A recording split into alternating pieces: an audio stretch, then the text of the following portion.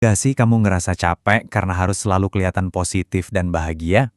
Nah, kali ini kita bakal bedah buku yang idenya tuh kayak menampar kita semua. Sebuah seni untuk bersikap bodoh amat. Yap, ini dia bukunya, karya Mark Manson. Coba deh lupain dulu semua nasihat-nasihat positive thinking yang sering kita dengar. Buku ini tuh ngasih kita cara pandang yang jauh lebih jujur, blak-blakan, dan yang paling penting, lebih waras. Oke, kita mulai dari satu perasaan yang mungkin kamu kenal banget. Jujur deh, capek nggak sih kalau kita tuh kayak dituntut untuk selalu bahagia sepanjang waktu? Merasa ada tekanan buat harus positif terus, padahal ya ampun hati lagi nggak karuan. Kamu ngerasain itu juga kan? Nah, buku ini langsung bilang terang-terangan. Hidup itu ya isinya masalah. Tapi ini bukan buat bikin kita jadi pesimis loh. Justru sebaliknya, ini tuh buat membebaskan kita. Karena kalau kita bisa nerima kenyataan ini, kita bakal berhenti ngejar-ngejar kebahagiaan semu yang justru bikin kita makin nggak bahagia. Oke, kalau hidup itu isinya masalah, terus gimana dong solusinya? Nah, disinilah kita masuk ke jantung dari seni bersikap bodoh amat itu sendiri. Mark Manson itu nggak nyuruh kita lari dari masalah.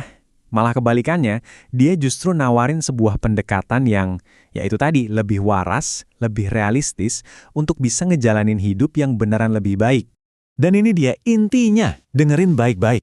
Kunci hidup yang lebih baik itu ternyata bukan dengan menambah hal-hal positif, tapi dengan mengurangi hal-hal yang kita peduliin. Jadi kita harus fokuskan energi kita ke segelintir hal yang benar-benar penting aja. Tapi, tunggu dulu. Ini bukan berarti kita disuruh jadi orang yang cuek, dingin, dan nggak peduli sama sekali ya. Ada perbedaan yang gede banget di sini. Jadi, apakah bodoh amat ini artinya kita jadi apatis, jadi orang yang nggak punya perasaan? Jawabannya, jelas bukan. Beda banget, dan ini krusial banget buat kita pahami. Coba lihat perbandingannya. Di sebelah kiri, acuh tak acuh itu pasif. Itu tuh artinya kita nggak peduli sama apapun karena kita lemah dan takut. Nah, bodoh amat ala Manson yang di kanan itu justru aktif. Ini soal kita berani jadi beda. Kita secara sadar milih apa yang penting buat kita. Dan kita fokus sama nilai-nilai yang kita pegang teguh. Keren kan? Biar makin kebayang, Mark Manson ngasih satu contoh nyata yang luar biasa banget. Ini kisah tentang dua musisi yang punya nasib hampir sama, tapi hasil akhirnya beda total. Yang pertama ada Dave Mustaine, coba deh bayangin rasanya. Kamu dipecat dari sebuah band, band itu nantinya jadi sebesar Metallica. Sakit banget kan? Nah, yang dia lakuin adalah bersumpah buat balas dendam. Dia bikin band baru, Megadeth, dengan obsesi cuma satu. Jadi jauh lebih sukses dari Metallica.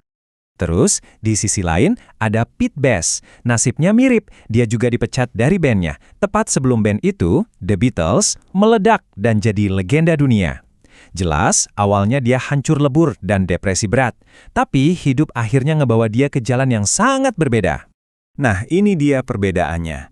Dave Mustaine, sukses besar. Megadeth berhasil jual puluhan juta album. Keren kan? Tapi, dia selalu ngebandingin dirinya sama Metallica, dan ujung-ujungnya, dia terus-terusan merasa gagal dan gak bahagia. Sebaliknya, Pete Best hidup normal. Dia menikah, punya keluarga, dan dia menemukan kebahagiaan sejatinya di sana. Sesuatu yang menurut dia jauh lebih berharga daripada semua ketenaran di dunia. Jadi, poin utamanya adalah ini. Seperti kata Manson, kita semua tuh sadar atau nggak sadar selalu memilih apa yang mau kita perhatiin. Mustaine memilih untuk peduli sama perbandingan dan balas dendam. Sedangkan Best pada akhirnya memilih untuk peduli sama keluarganya. Dan pilihan itu menentukan segalanya.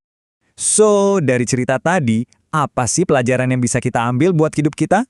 Nah, ini dia kesimpulannya. Kebahagiaan sejati itu bukan soal hidup tanpa masalah sama sekali. Itu mustahil. Tapi, kebahagiaan itu datang dari menemukan masalah-masalah yang kita rela hadapi, masalah yang kita anggap worth it. Perjuangan apa yang menurutmu layak? Disitulah letak kebahagiaan yang sesungguhnya.